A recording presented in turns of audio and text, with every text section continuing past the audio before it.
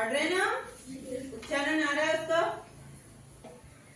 ए ख ह ह ह ना ए फ ए ग ए ग ए ज ए ज ए ह ह ह इसको हम बोलते हैं ह, ठीक है। और जब इसका साउंडिंग होता है वो कैसा होता है? होता है ना?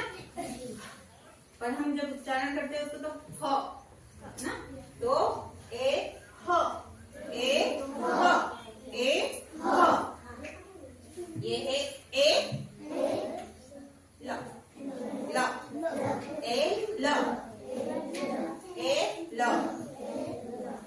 ए म ए म म ए म ए म ए न न ए न ए क एक ए प ए प ए प ए क्व ए क्व